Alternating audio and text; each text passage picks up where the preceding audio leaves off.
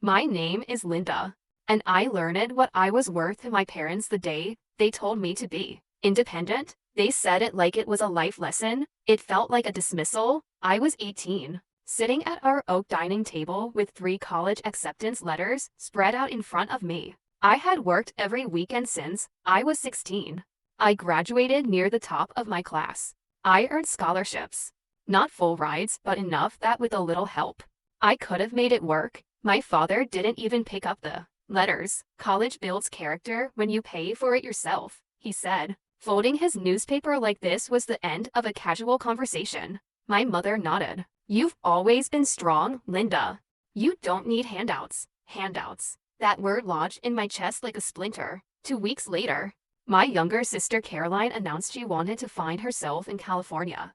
No acceptance letters. No scholarships.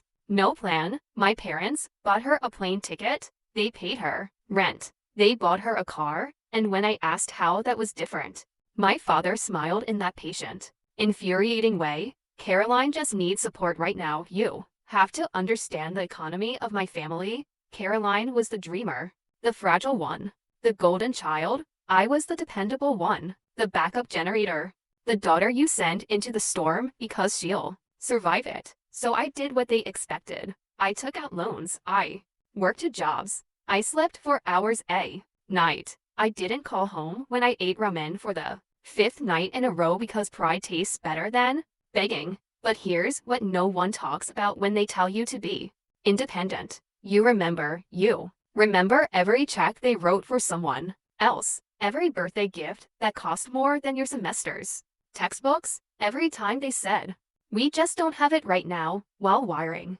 money to your sister's latest crisis. And 9 years later, when I stood at Caroline's wedding reception watching my parents beam with pride as they toasted the $85,000 celebration they paid for in full, that's when my father looked at me and said, doesn't it feel like something's missing? He had no idea what I had brought with me that night, and he definitely wasn't prepared for what I was about to say. When my father asked, doesn't it feel like something's missing? He wasn't talking about me. He was staring at the empty chair near the front table. The Smiths still haven't arrived, he muttered. Caroline's in-laws are never late. I stood there in a navy dress I bought on clearance, holding a glass of champagne I hadn't touched. Around me, crystal chandeliers glowed over white roses flown in from somewhere expensive. The string quartet played softly. $85,000 worth of perfection, paid in full. The same parents who told me they just didn't have it when I needed help with my sophomore housing deposit. I watched my mother fuss over Caroline's train, like she was adjusting a crown. Caroline looked radiant, effortlessly adored. She had never worked a double shift in her life, never chosen between groceries and gas, never calculated the interest accumulating on a student loan at 3 in the morning, and yet, she was the one they called brave. I felt my father step beside me. You could have had something like this too, he said quietly. If you'd made different choices, like what? Being born her. I smiled politely. I had learned long ago that silence unsettles people more than anger. You're quiet tonight, Linda, my mother said as she joined us. Don't make this about you. I almost laughed. For 9 years, nothing had been about me, not when I graduated with honors, and they sent a card instead of coming to the ceremony because Caroline was going through something, not when I paid off my final student loan 2 months early and celebrated alone with takeout, not when I bought my first condo without telling them because I didn't want to hear how lucky I was. Lucky. That's what they called it when I built something without them. But here's what they didn't know. 9 years of independence does something to a person. It teaches you how to read contracts, how to understand leverage, how to build credit quietly, how to invest instead of spend. While they were writing checks for Caroline's rent in Los Angeles, her yoga certification in Arizona, her failed boutique in Denver, I was building something they never bothered to ask about. And when my father looked at me again and said, it just feels like something's missing tonight, I realized he was right. Something was missing, information, and in exactly 23 minutes, when the best man handed my father the microphone for his toast, that information was going to become very, Very public. My father loved a microphone. He stood slowly when the best man handed it to him, adjusting his cufflinks like he was about to deliver a keynote instead of a wedding toast. The room softened. Conversations dimmed. $85,000 worth of guests turned their attention to him. Caroline squeezed her new husband's hand, glowing. To my beautiful daughter, my father began, voice warm and theatrical. From the moment she was born, we knew she was destined for something extraordinary. Applause. My mother dabbed at dry eyes. I stayed still. She has always followed her heart, he continued. And we have always supported her dreams. Supported? An interesting word. He laughed lightly. Some children need a little more guidance. Others.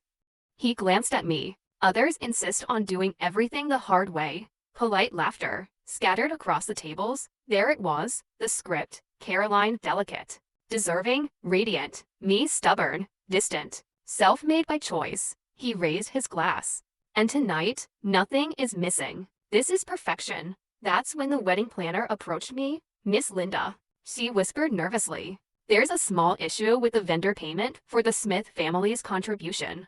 Your father said you were handling it.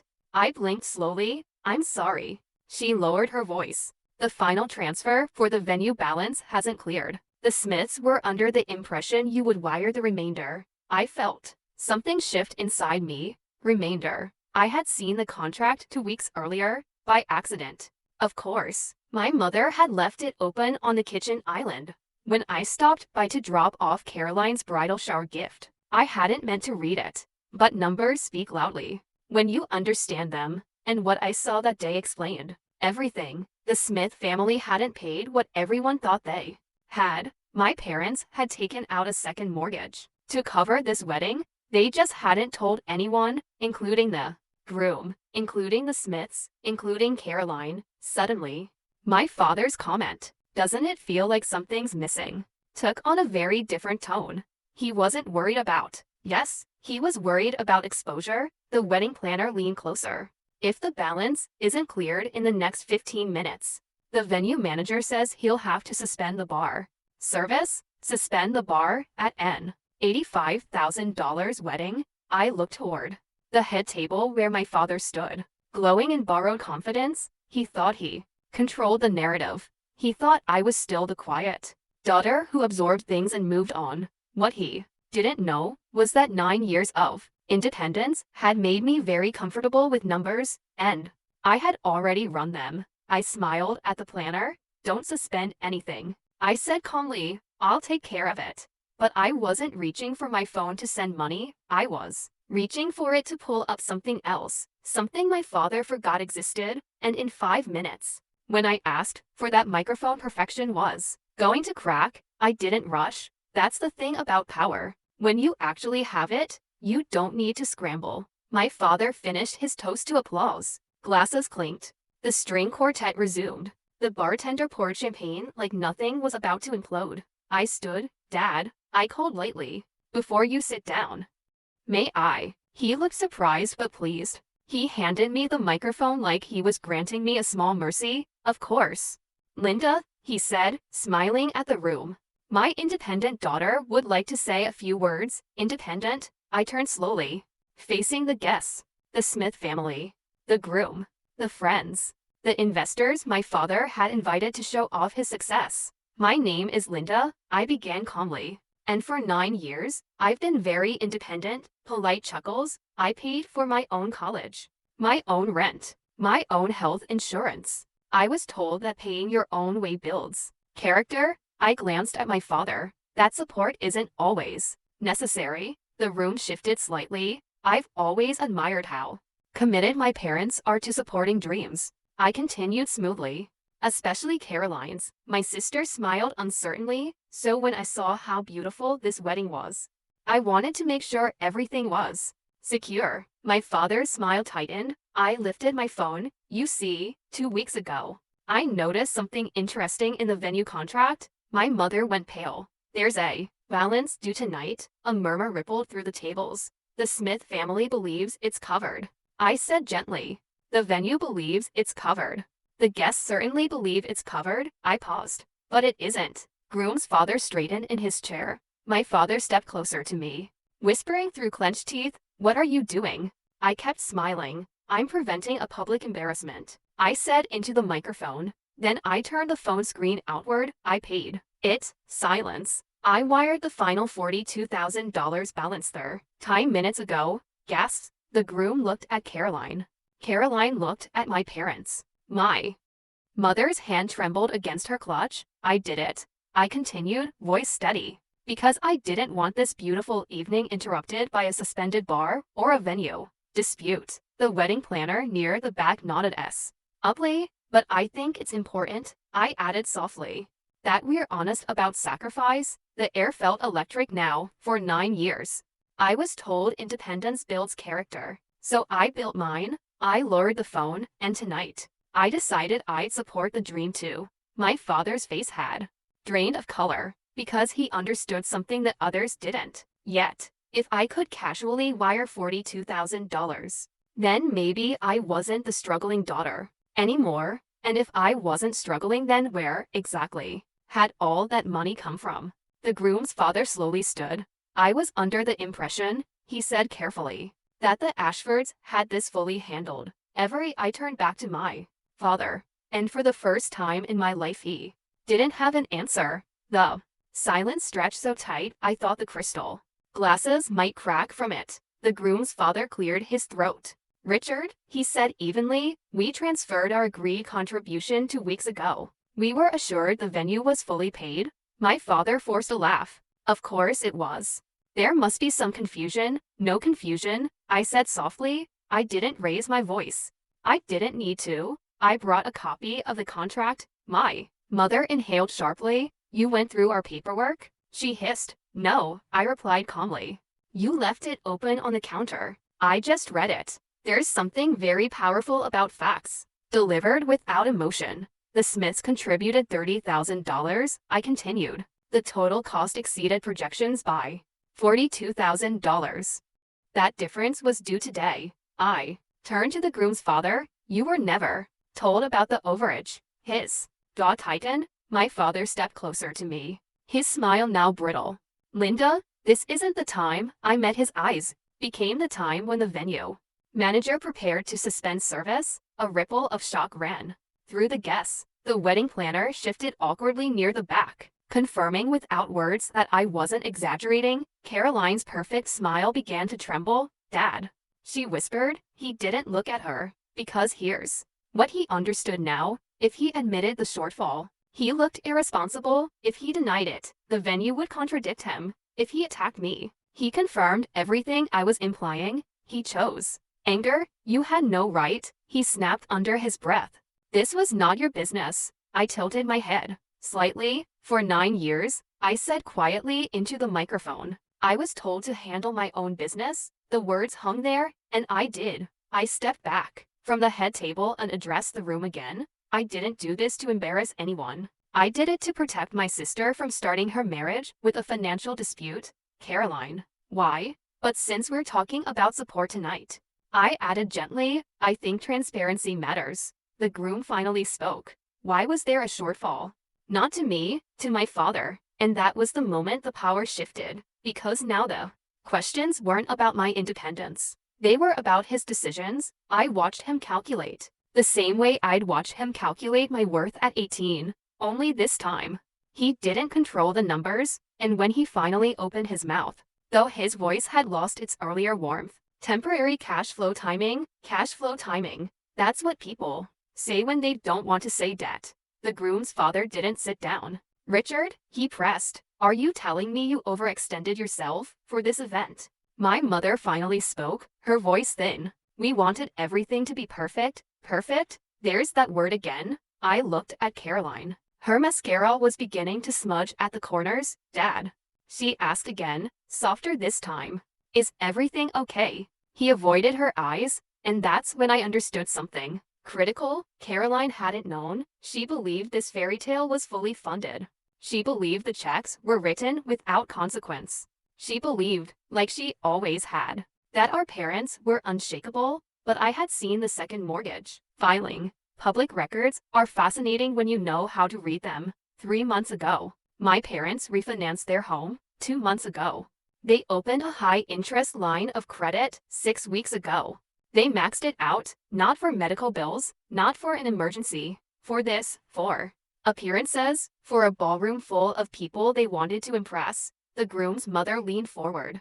We agreed on a budget, she said carefully. We were clear. My father's jaw tightened, and it was handled. No, I said quietly, every head turned back. To me, it wasn't. I stepped closer to the table, not confrontational, just steady. You leverage your house to cover this wedding, I said calmly. Gasps. My mother's hand flew to her chest. How dare you, my father started. It's public record, I replied gently. County filings are accessible. The groom stared at Caroline. You told me everything was paid. Caroline's voice shook. I thought it was. That's the thing about favoritism. It doesn't just hurt the overlooked child. It cripples the favored one, because when you're never forced to see the numbers, you don't learn how fragile they are. My father looked at me like I had betrayed him, but all I had done was speak facts, and here's the part he hadn't anticipated. I wasn't done, because there was one more number in those filings, one that explained why he had looked at me earlier and said, "Doesn't it feel like something's missing?" He wasn't worried about the venue, he was worried about the bank, and in exactly 30 days a payment was due that he couldn't make, and this time, I wasn't planning to wire anything. The room no longer felt like a wedding, it felt like an audit. My father straightened his jacket, trying to reclaim authority. This is absurd, he said sharply. You're creating drama where there is none. Drama. That's what people call it when truth arrives uninvited. I met his eyes. 30 days, I said evenly. That's when the balloon payment is due. His face went still. Not balloon payment. I didn't look away from my father when I answered. After refinancing the house and maxing the credit line, they structured the loan with a short-term interest-only period. The principal comes due next month. A collective inhale swept the tables. Caroline's bouquet slipped slightly in her hand. Dad, she whispered again. He turned on me now, the mask gone. You've been digging through our financial records? No, I said calmly. I've been building mine. Silence. Public filings, Dad. Property liens. UCC statements. It's all there if you know how to look. My mother shook her head. Why would you do this? Tonight of all nights. That question almost made me smile. Why tonight? Because for 9 years, every milestone of mine was minimized. My graduation, we couldn't get away. My promotion, that's nice. Dear, my condo purchase, you must have gotten lucky. But Caroline's wedding, they leveraged their retirement for it. I turned to my sister. You deserve a beautiful day, I said gently. You don't deserve to start your marriage built on debt you didn't know existed. Her new husband looked shaken now. Not angry, shaken. How much? He asked quietly. I didn't answer immediately. I let my father decide. He didn't, so I did. $310,000 total exposure, I said. Between the refinance and the line of credit, a glass shattered somewhere near the back. My father stepped closer, voice low and venomous. You think you're better than us now? There it was. Not anger about the exposure, anger about hierarchy. No, I said softly. I just learned the rules you taught me. He stared at me, and for the first time in my life, he looked unsure. Because if I understood leverage, if I understood debt, if I could wire $42,000 without blinking, then the obvious question was no longer whether he could pay his loan, was whether I could. The groom's father finally spoke again. And can you? He asked carefully. Not to my father, to me. Ever I in that ballroom shifted. I could feel the weight of it. 9 years of independence, 9 years of silence, 9 years of watching them choose her. I didn't rush. I set the microphone down on the table instead of holding it, and then I said the one thing my father never expected to hear. Yes, but I won't. Silence after I said yes, but I won't, was louder than any applause that night. Caroline looked at me like I had just pushed her into the ocean. You could fix this, she whispered. I held her gaze. Yes. My father let out a short, disbelieving laugh. This is a bluff. It wasn't. But here's what he didn't understand. I wasn't refusing because I couldn't afford it. I was refusing because of precedent for 9 years. Every time Caroline overspent, they fixed it. Every time she drifted, they funded it. Every time reality approached, they absorbed it. And every time I struggled, they called it character building. You said paying your own way builds character, I reminded him gently. He flinched. The groom stepped forward now. Protective instinct rising. Caroline, he said carefully, did you know about any of this? She shook her head, tears finally spilling. No. I swear. The Smith family exchanged looks. This wasn't about flowers anymore. It was about trust. My mother stood abruptly. Linda, if you care about your sister at all, you will not do this here. I smiled. Softly, I already did, and here's the truth. No one in that room was prepared for I hadn't come to destroy the wedding. I had come to end a pattern. I paid the venue because Caroline doesn't deserve humiliation, I said calmly. But I will not refinance your consequences. My father's composure cracked. You ungrateful, he began. Careful. I interrupted quietly, because I wasn't holding a microphone anymore. I was holding something far more dangerous. Documentation. I have copies of the loan terms, I said. The maturity date. The interest rate. The personal guarantee clause. The groom's father stiffened at that last part. Personal guarantee. That meant if my father defaulted, assets would be seized, including the house. The same house where they told me they didn't have it for my tuition. Caroline looked like she might faint. Dad, she whispered.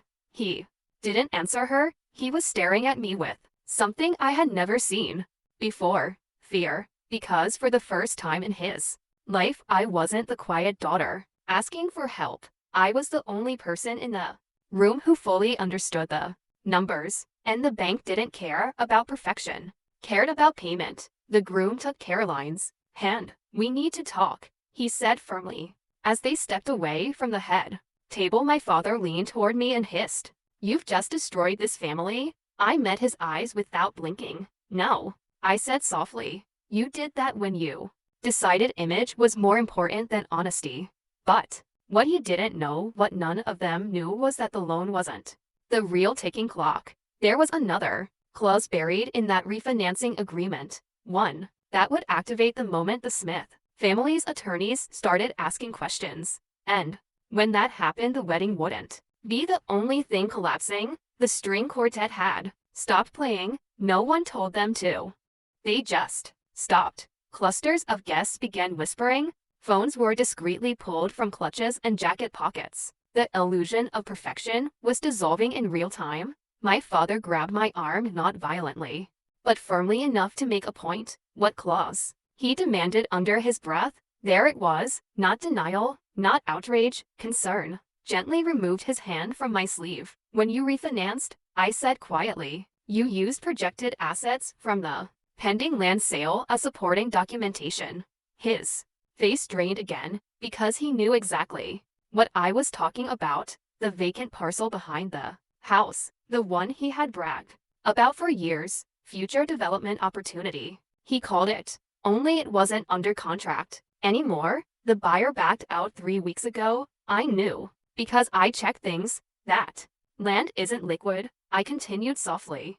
And the bank gave you favorable terms, assuming it would close before the balloon payment. My mother looked between us. Richard, he didn't answer her. If the bank reviews your debt to asset ratio now, I added calmly, they can call the loan early. The groom's father had clearly stepped closer without anyone noticing. Call it early, he repeated. Yes, I said. Immediate full repayment. Caroline looked like she was hearing a foreign language. But the wedding's paid, she said weakly. As if that was the point, I turned to her. Gently. This was never about the wedding. It was about leverage, about a lifetime of financial theater, about telling one daughter she had to struggle while quietly gambling the future on optics. My father's voice lowered to something almost desperate. You don't understand the pressure I was under. I blinked slowly. I understood it at 18. Silence. Because pressure is relative. When I needed help with housing, it was character building. When Caroline wanted peonies flown in from Italy. It was family pride. The groom stepped forward now. Protective, but measured. If this is true, he said carefully, my parents' attorneys will need to review everything. There it was, the trigger. The clause I had mentioned, because once attorneys get involved, banks get notified, and once banks get notified, audits happen. I watched the realization ripple through my father. You wouldn't, he said. I held his gaze. I already chose not to refinance your consequences around us. The ballroom felt smaller, less golden, more exposed. My mother's voice cracked.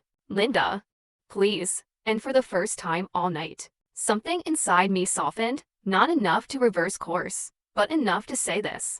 I'm not your enemy. I paused. But I'm not your insurance policy anymore either. Caroline was crying openly now, her husband guiding her toward a private room, the Smith family whispering urgently, and my father, the man who once told me independence builds character, was finally facing what independence actually looks like. Only he wasn't the one who had built it. And as he stared at me across that fractured ballroom, his phone buzzed.